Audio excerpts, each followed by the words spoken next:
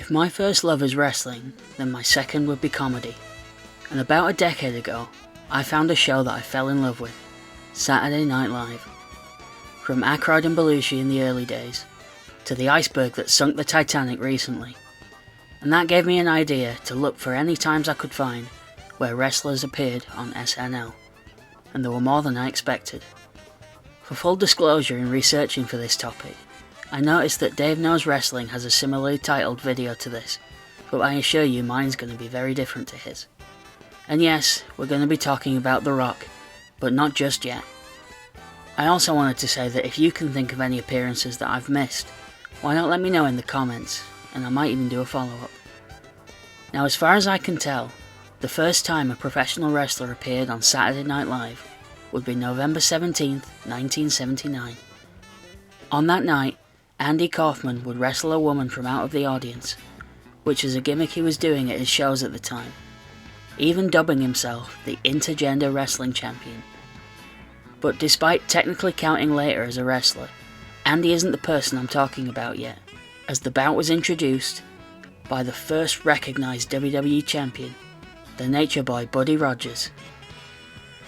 Rogers was the NWA Champion when the WWF broke away in 1963, but 1 month later would lose to Bruno Sammartino, who would reign for 2,800 days.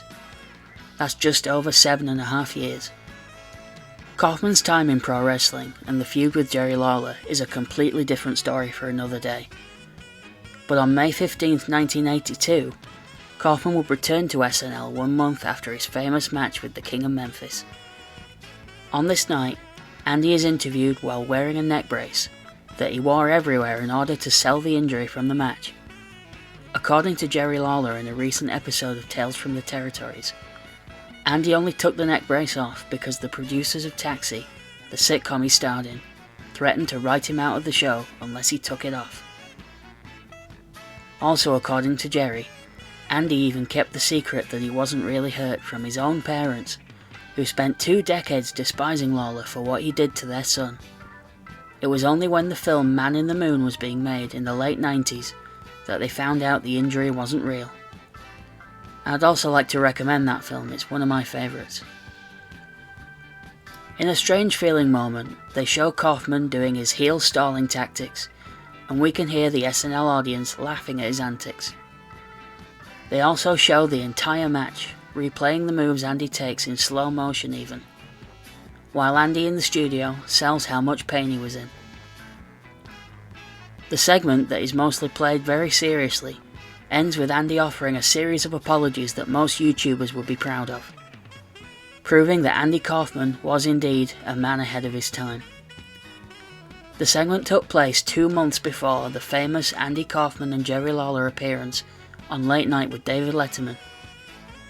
One final note about this that I found out afterwards is that the man interviewing Andy is Brian Doyle Murray, who is known to my generation as the voice of the Flying Dutchman in SpongeBob SquarePants, a reference I never ever thought I'd be making when I started this channel. The next time wrestlers would be on SNL would be March 30th, 1984, just 1 day before WrestleMania 1. That episode was hosted by Mr. T and Hulk Hogan, ahead of their showdown with Roddy Piper and Paul Orndorff the following night. Full credit to Dave Knows Wrestling because I didn't know this, but Hogan and Mr. T were actually last-minute replacements as the scheduled host cancelled due to illness. Therefore, Hogan and T's role on the show would be fairly limited. They performed a monologue, which is to say Hulk Hogan cut a promo, and then Mr. T pretended to choke out a heckler. T refers to that TV guy who thought wrestling was a joke, but quickly moves on from it. This is a reference to an incident that occurred on a show called Hot Properties, where Hogan demonstrated a front face lock on actor Richard Belzer, who passed out from the hold. Very quickly, Belzer popped back up to his feet, with blood dripping down the back of his jacket from where his head hit the studio floor. I'll admit I don't know much about that situation, other than it got very litigious, so I won't go too far into it here, but it's interesting to me that Hogan and Mr. T would make that reference in a comedy sketch just a few days later. Perhaps the closest thing to a comedy sketch Hogan and T are involved in is an interview with Fernando, who is played by Billy Crystal. Billy introduces Hogan as the Hulk, which I'm sure Marvel was thrilled about. Hogan, when he first adopted the name, was sometimes billed as the Incredible Hulk Hogan. And from what I can tell through my research, Hogan for about 20 years actually paid Marvel a royalty to use the name. This might possibly be why Hogan would eventually ditch the Hulk part of the name in WCW and become Hollywood Hogan. I'm not saying this interview was improvised, but it very much looked like it was thrown together at the last minute. It's not that funny until Fernando actually managed to make Hogan and Mr. T break, which means to laugh when you're not supposed to in a sketch. Billy Crystal, a complete pro of comedy, even gets more laughs out of the situation, and ends the segment when he knows it has peaked. Sound advice that I feel Edge could take in some of his matches. Don't at me, Edge. The final notable moment that Hulk and Mr. T are in is called Mr. T and Hulk Hogan Reply, and is less than a minute long, and basically one last chance to promote WrestleMania. Mr. T flubs his lines awkwardly and walks off. Now, I've been quite critical of Hulk Hogan on this channel before, but it is impressive how quickly he can go into full-blown promo mode, and he saves this after Mr. T walks off. That night would be the last time, as far as I can tell, that Hulk Hogan would grace Studio 8H. But in 2016, Pete Davidson would perform a Weekend Update segment where he would talk about Hogan's legal victory over Gawker. In it, Pete Davidson refers to Hogan as a senior citizen who used to oil himself up and pretend to fight immigrants in his undies. I mean, he's technically not wrong, but come on, Pete. Some of us built our childhoods around watching that. Before I talk about The Rock, which I promise I am getting to, I just want to break the timeline a few times to talk about SNL moments in the 2000s. Until I researched for this video, I completely forgot that Ronda Rousey once hosted SNL in January 2016 during season 41. She was still a UFC fighter at the time, but she's a WWE superstar now, so it counts. This was a turbulent time in Ronda's life. 2 months earlier, she'd lost the UFC Women's Bantamweight title to Holly Holm in a shocking moment. Ronda was awarded the title as she was champion of that division in Strikeforce, and would defend it 6 times across 1,000 days. Depending on how you felt about Conor McGregor or John Jones, Ronda was arguably the biggest star in combat sports, but mostly retreated from public life after her loss to Holm. She would later attempt to avenge her loss by challenging then-champion Amanda Nunes, but would again lose, these being the only 2 losses on a stellar UFC record. It turns out there was a reason I didn't remember this episode.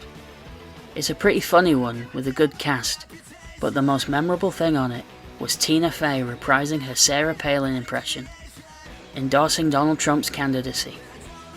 Little did we know how not funny that would eventually become. In December of 2011, John Cena would host SNL. His monologue is fairly wrestling based, with members of the cast confronting him. The outright best being Kenan Thompson, dressed like The Undertaker, sneaking up on John with a chair, and quickly backing down when confronted. And it ends with the SNL band playing his theme song. Cena's most famous sketch perhaps is known as Science Presentation, which implies a bias from colleges towards sports success over academic achievement. He is quizzed and clearly given easier questions than his academic peers. In Cena's early career, he used to wear football jerseys in his entrance for heat, so it was interesting to see him once again in what felt like a throwback. By this time, John Cena was still an active member of the WWE roster. He was a few months away from the first of his 2 WrestleMania bouts with The Rock, and his most memorable credit outside wrestling was his role in the Fred movies, which thankfully had been lost to time. Fun fact though, John Cena actually has an uncredited role in the background of WCW's 2000 movie Ready to Rumble. To quote Mark Henry on AEW Rampage, "It's time for the main event." So I guess it's time to talk about The Rock. He first appeared on SNL in 2000, accompanied by Triple H, Big Show, Mick Foley, and Satan himself. The cold open, which is usually but not always a political sketch, was built around kayfabe, with Vince begging the other wrestlers not to get in any trouble, because it would make the WWE look bad, which is profoundly ironic in late 22. The Rock's monologue is also interrupted by Triple H, Foley and Show and Vince, making this feel like more of a wrestling takeover than The Rock's own thing. Do you see what I did there? We even get to see Triple H carrying the WWF Championship on SNL, the same title that The Rock would beat him for at WrestleMania. Oh no, it was Backlash the next month, which he would lose to Triple H a month later. It's almost like he was in a position of power or something. On this night, however, Triple H slightly breaks kayfabe by wishing Rocky good luck and shaking his hated rival's hand.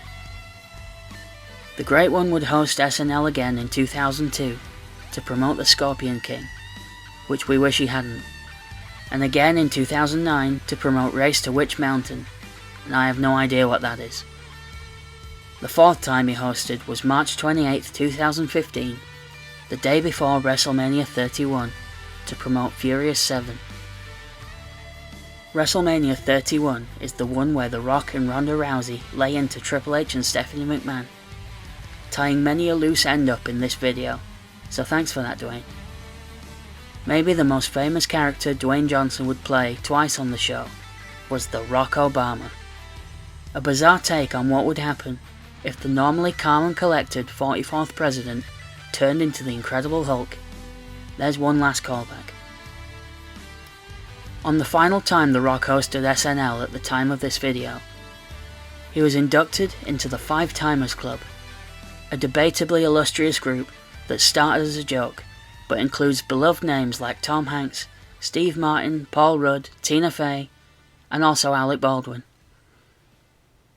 I'm going to end this video by asking you who you'd like to see killing it on SNL. Can you imagine the likes of Brock Lesnar, The New Day, or maybe even Bray Wyatt standing on the Studio A8 stage? Thank you for watching yet another wrestling channel. If you enjoyed this, please comment, like or subscribe.